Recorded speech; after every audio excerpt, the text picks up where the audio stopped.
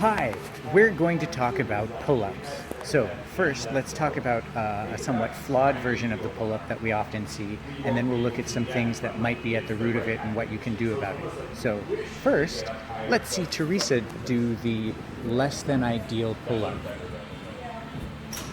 So what we often see is this. So we see that excessive rib flare on the way up, and maybe not even making it to the bar. But let's talk about some things that can contribute to that rib flare. For the most part, that's the lats being stiffer than and overpowering your core. So things we want to check beforehand. So there's two quick things that you want to check before you start training your pull-ups to make sure that your body is in fact ready for those pull-ups. Thing number one, you want to make sure you've got full overhead shoulder range of motion. So a check you can do, set yourself up on the ground, knees bent, feet flat, ribs down, core engaged, and then put your arms straight up in front of you. Exhale and raise your arms overhead without letting your ribs flare up off the ground or your back arch off the floor.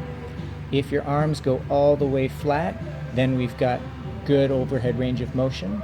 In the case here, Teresa's demonstrating the pre-warm-up version that's a little limited, so next we're going to cover some things to help with that.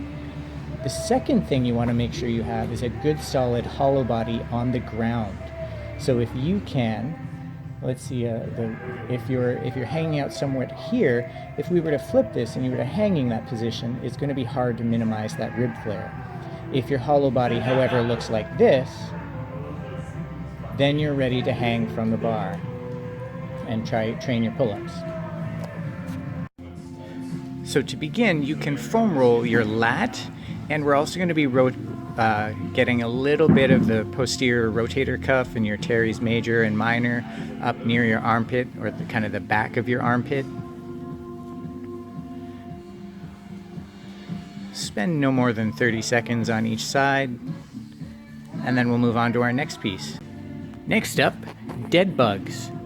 So press one arm into the opposite knee so we get nice core engagement. Exhale and extend one arm and one leg. I'm going to back up a little bit so you get a better view. Engagement through both the arm and the shoulder as you go. Exhale, aiming for full extension.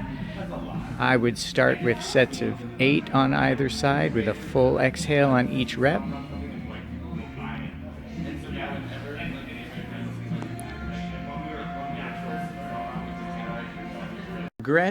To progress from the dead bug, we'll go for this pullover maneuver. So we've got a nice weight in hands overhead, and then you can extend your legs. Oh, this is out, and then.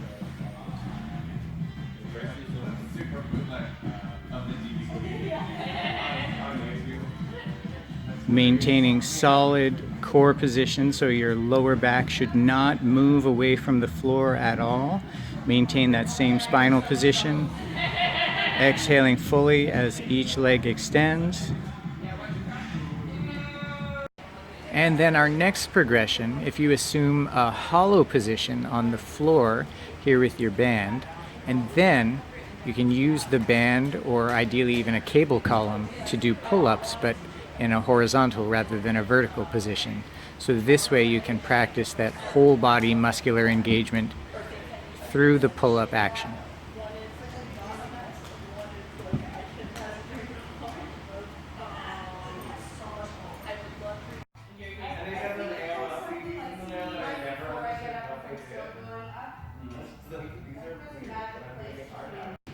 So now we've done a whole bunch of things which, let's not kid ourselves, aren't going to make your pull-ups better in one day.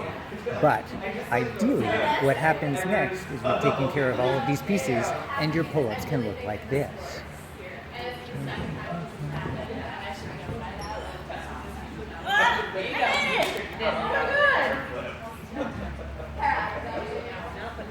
Woohoo!